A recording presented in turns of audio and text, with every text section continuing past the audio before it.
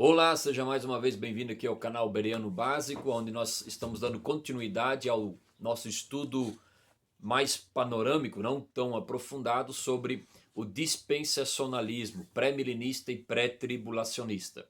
Entendendo que o dispensacionalismo pré-milenista ele tem uma visão futurista do cumprimento das profecias. Então a linha escatológica pré-milenista ela trabalha com essa visão futurista, ok? Nós vamos estar dando uma olhadinha em todos os principais eventos dessa linha, né? E hoje nós vamos falar sobre a grande tribulação, né? Então eu já gostaria de deixar aqui de início, nós estamos falando sobre o quarto evento. O primeiro, então, dentro dessa linha é o arrebatamento da igreja. O segundo é o tribunal de Cristo. O terceiro é as bodas do Cordeiro. E o quarto, a grande tribulação, ok? Esse período da grande tribulação ele será dividido em dois períodos de 3 anos e meio. Então, baseado na profecia de Daniel, né, que a gente mais para frente vai ver com mais detalhes a profecia de Daniel, pode-se perceber que esse período da grande tribulação ele é calculado como 7 anos dentro do dispensacionalismo e dividido em dois períodos de 3 anos e meio, como a tribulação e a grande tribulação, ok? Então vamos já dar início a esse primeiro período dos 3 anos e meio, os principais eventos que vão acontecer nesses períodos, ok? Nós vamos ter então o primeiro período, uma profecia de Daniel, capítulo 9, o versículo 27, que estará se cumprindo, que é um acordo feito entre Israel e o anticristo, né? Um governante. E Daniel, lá 9:27, ele vai justamente falar sobre um período, né? E na metade desse período acontece o rompimento desse acordo, né? Então, Israel ali estará fazendo um acordo com o anticristo. Então, dentro dessa visão dispensacionalista, após o arrebatamento da igreja, né? Israel então estará fazendo um acordo com o anticristo, ok? O segundo evento que acontecerá, então, nesse período de 3 anos e meio, conhecido como tribulação, será a reconstrução do templo, né, que foi destruído por Roma em 70 depois de Cristo, conforme 2 Tessalonicenses 2:4, né? Esse governante, então, o anticristo, ele se assentará nesse templo e profanará esse templo, né? Ele vai profanar esse templo. Bem, essa questão da reconstrução do templo, né? Há muitas especulações hoje já na internet, na mídia, de que Israel estaria querendo reconstruir esse templo, seria a reconstrução do terceiro templo. O primeiro templo, que é o templo de Salomão, né, foi destruído quando Israel, Judá, foi levado para o cativeiro babilônico, e depois ele foi reconstruído, né, por o retorno do cativeiro babilônico, foi reconstruído ali por Zorobabel, né? Na verdade, teve as voltas, né, através de Esdras, Neemias e Zorobabel. Ok? E esse templo, então, ele foi depois destruído em 70 depois de Cristo pelo Império Romano, através ali do general, o imperador Nero, né? Aliás, o imperador Nero. Então, muitos estão esperando a reconstrução desse templo também. Algumas especulações parecem apontar para a reconstrução desse terceiro templo. E esse seria o templo onde o falso Messias, né, estará se assentando, que seria esse anticristo. Também nós teremos então o livro com os 7 selos, né? Apocalipse, capítulo 5, do verso 1 ao 14. Então, haverá abertura do livro com 7 selos, o qual somente o Cordeiro, que foi morto e reviveu, poderá abri-lo. Só ele é digno para reabrir este livro, né? Também acontecerá nesse período de 3 anos e meio, conhecido como tribulação, os 4 cavalos e seus cavaleiros, né, os 4 selos do Apocalipse. Então, Apocalipse 6, do 1 ao 8, vai mostrar a abertura desses selos, né? E nós vemos aqui a manifestação de 4 cavaleiros. O primeiro é um cavaleiro branco, né? Um arco na mão, e ele sai para conquistar. E muitos entendem, né? Interpretam isso como o falso Messias, o anticristo, né? Então, esse primeiro cavaleiro seria o falso Messias, seria o anticristo. Por isso, o cavaleiro, o cavalo branco, né? Então, ele seria muitos entenderiam que ele seria o Messias, principalmente os judeus, né? Mas, na verdade, ele é um falso Messias. O segundo selo, então, liberará o cavalo vermelho, que sairá para guerrear, né? Então, representa aí períodos de guerras, de muitas guerras, né? Vermelho no sentido de apontando para a questão de sangue, derramamento de sangue, então guerras, mortes, né? Destruição. O terceiro cavalo, ele é um cavalo negro, né? O seu cavaleiro e o seu cavalo, um cavalo negro, preto, que no caso representa ali a fome, né? E essa fome, então, com certeza, ela trará um período escuro, negro, né? Também de mortandade, difícil, né? E o quarto cavaleiro, então, seria o cavalo amarelo, né? E ele, quem o segue é o mundo dos mortos. E essa cor amarela, porque ela aponta justamente para no sentido de um defunto, né? Um defunto, com o tempo ele começa a perder a sua cor, ele fica amarelado. Então, também seria um período de muitas mortes, né? De muita desgraça, né? Então, são acontecimentos que dentro da visão dispensacionalista pré-milenista estarão acontecendo.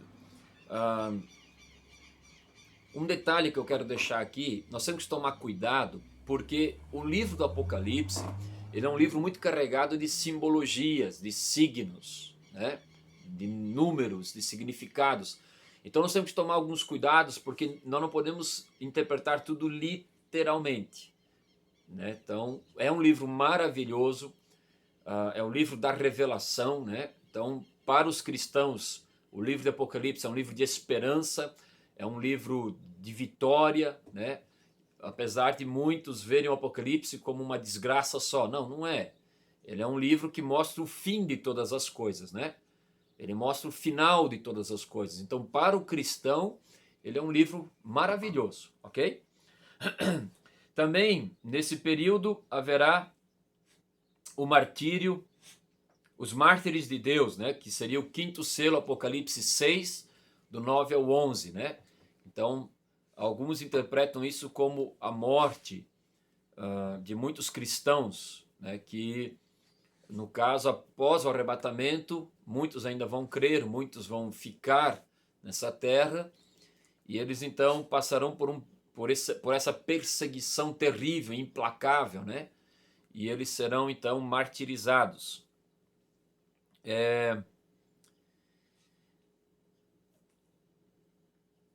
Também nós teremos o sexto selo, que serão marcados por terremotos, chuvas de meteoros e eclipses, né?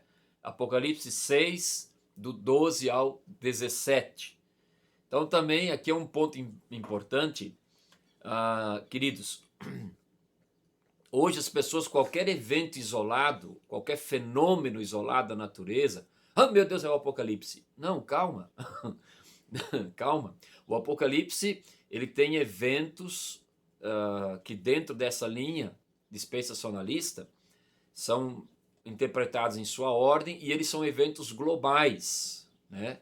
São sinais, acontecimentos globais, não isolados, né? Por exemplo, um tempo atrás aí aconteceu um fenômeno que a lua ficou vermelha igual sangue, mas é um fenômeno que acontece na atmosfera, né? e dá essa imagem para nós da lua vermelha como sangue. Então isso não quer dizer, meu Deus, é o Apocalipse, porque às vezes em uma parte do mundo se vê esse fenômeno e em outra parte ao mesmo tempo não se vê. Por exemplo, tem um fenômeno que acontece de vez em quando que se chama halo solar, né? É uma espécie de um arco-íris ao redor do Sol. Olhando da Terra para o Sol, dá a impressão que há um arco-íris ao redor do Sol.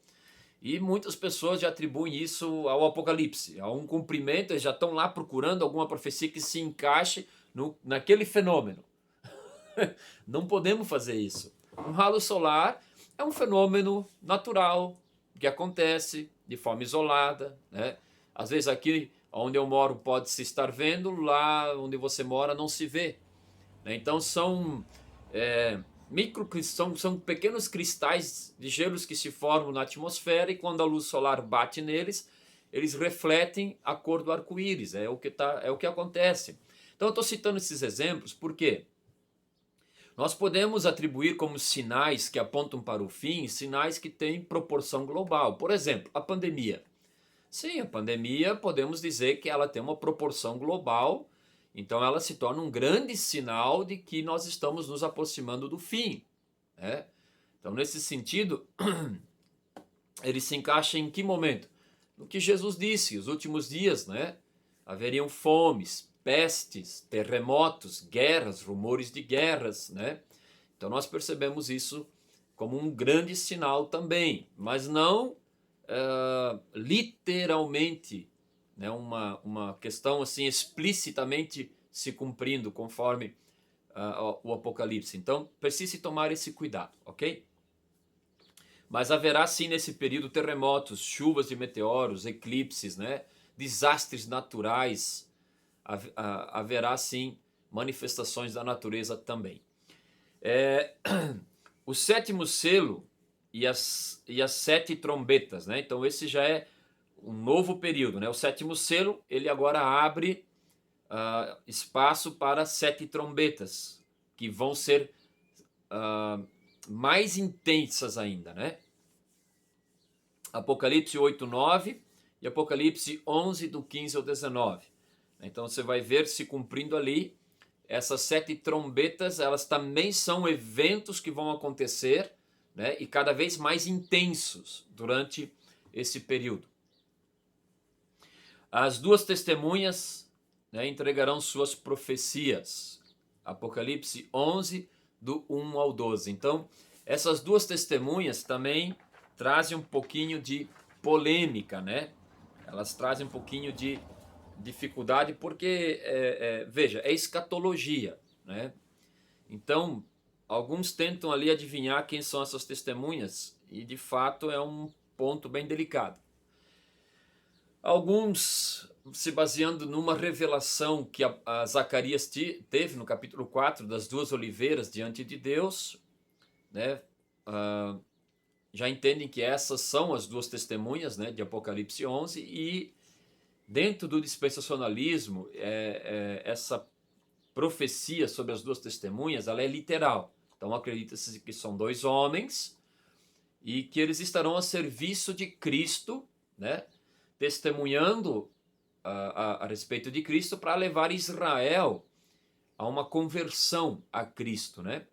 E ali alguns vão interpretar que essas 2 testemunhas são Moisés e Elias, porque foram os 2 que apareceram na transfiguração do monte, né? Jesus se transfigura diante de Pedro, João e Tiago, e ali então, de um lado aparece Moisés e do outro Elias na transfiguração. E outros vão interpretar que é Elias e Enoque, porque entende-se que são 2 pessoas que não conheceram a morte. Essas 2 testemunhas ainda não haviam experimentado a morte. Então, elas vão interpretar que seja Elias e Enoque, porque Elias foi arrebatado, né, num redemoinho de vento. E Enoque, Deus o tomou para si, né?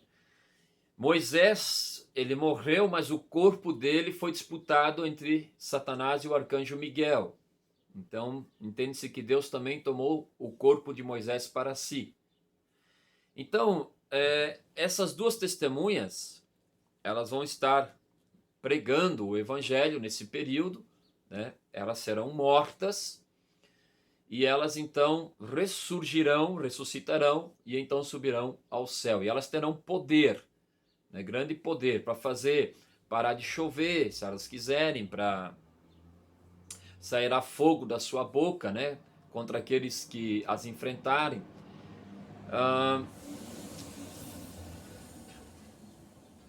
Como muitos vão interpretar isso de forma literal, né? Então entende-se que são dois homens que vão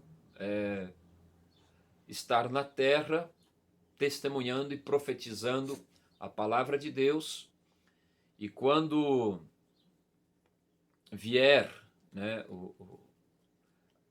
essa besta, né, esse espírito que diz ali em Apocalipse, ele vai combater essas duas testemunhas e vai matá-las, né? Vai então derrubar elas. Mas elas então ressuscitarão e subirão ao céu com Cristo. Bem, esse seria basicamente um panorama, né, sobre os 3 anos e meios primeiros, né? É claro que para o vídeo não ficar muito longo, eu não vou assim me aprofundar em cada texto, né? Aí eu estou dando aqui um panorama, uma ordem, e aí vai cada um por si, pode se aprofundar nos textos e verificar esses textos e estudar esses textos, e com certeza vai conseguir ter uma concepção mais clara dessa questão do dispensacionalismo, ok? Então, para não ficar muito longo esse vídeo, eu vou deixar essa parte aqui e vou dar início logo a mais na segunda parte, que são os outros 3 anos e meio, ok? Deus abençoe, um grande abraço.